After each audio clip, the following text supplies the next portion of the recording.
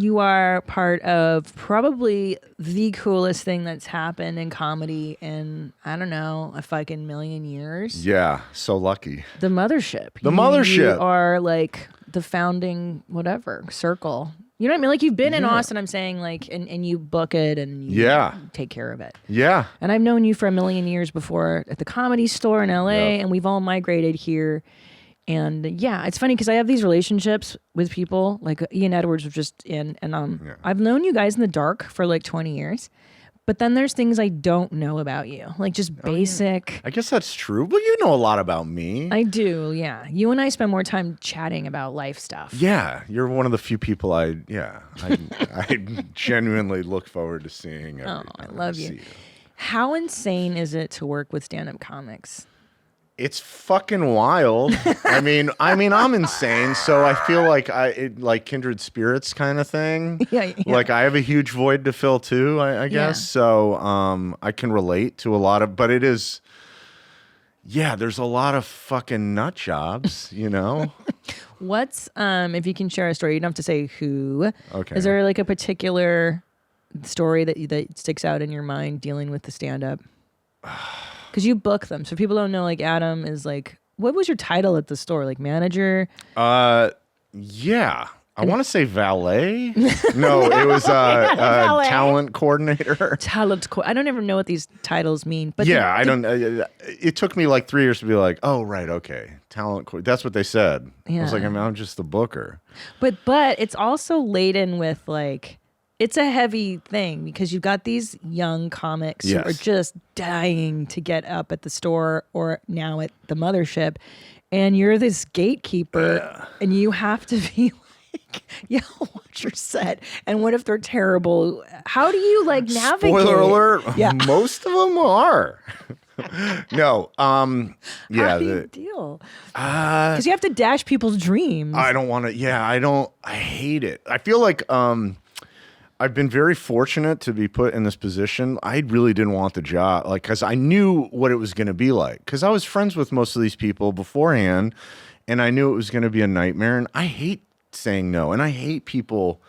I hate the thought of someone not liking me for any reason, and I'm working on it. But it does suck. Normal. It's normal. But like, I knew that it was going to put a strain on a lot of relationships, and I knew that it was going to be so difficult for me to have to tell people no, or that I don't have the spots, you know. I mean, a lot of the time it was just a math equation. There's so many comics and people that want to do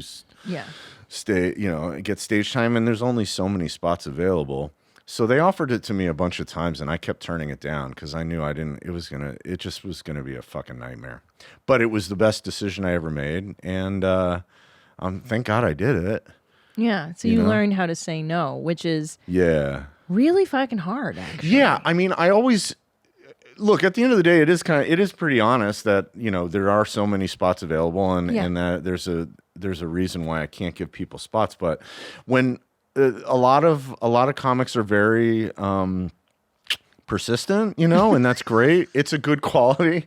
You mean psychotically so? Psychotically so. Right, which so relentless. Relentless is a better term. Yeah. Which you have to be in order to succeed in stand-up. Yes. So, but you're on the receiving end of that. Yeah, and sadly, it just works out this way that the most relentless are usually the least funny.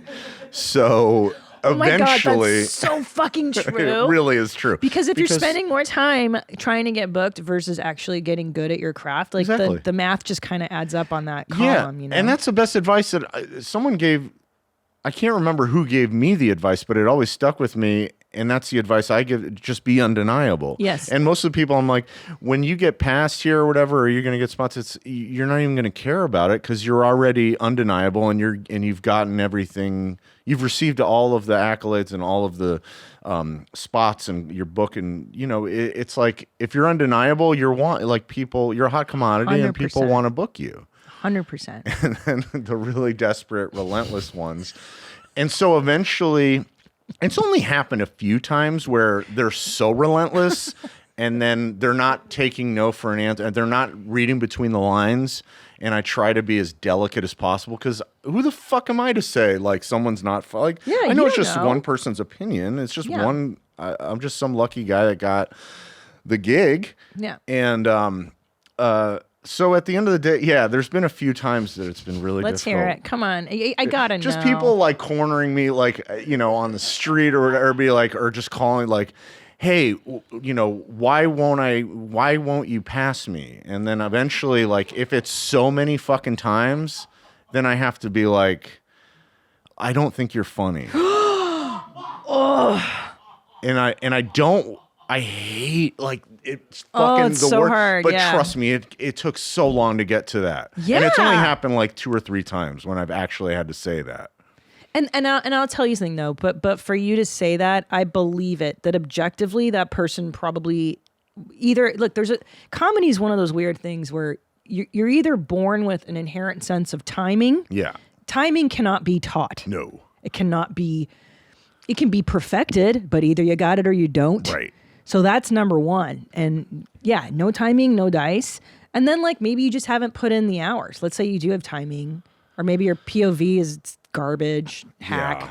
Yes. And like That's majority of it was that. like what's the no you can't say the originality. actual drink. Yeah.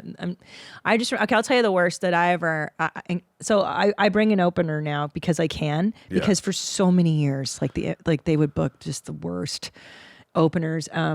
Fort Lauderdale. And I was headlining that show as a newer headliner, and they brought in a guy to open for me who the whole half hour was like, ladies, you gotta suck a dick.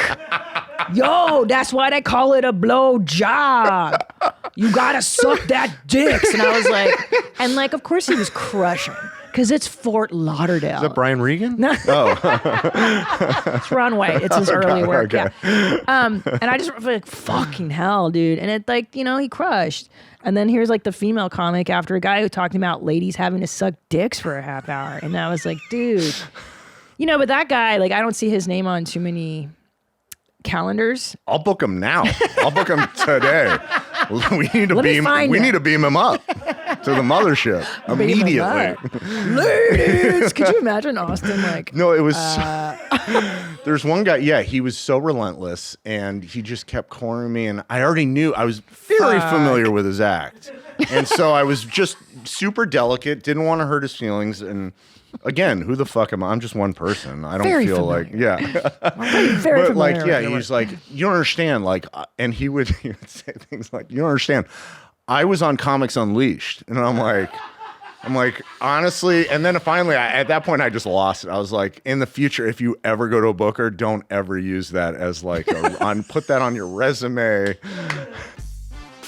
Did you like that highlight? I mean, how much fun was that? Why don't you watch a bunch more? We made a bunch more for you to watch. And then why don't you subscribe to my show? Subscribe to Where My Mom's At. That way, every time I drop an episode, you just get it. You don't have to think about it. And then hit the notification bell so you can get notified of all the great stuff that I make. Watch other highlight. Treat yourself. Get your life right.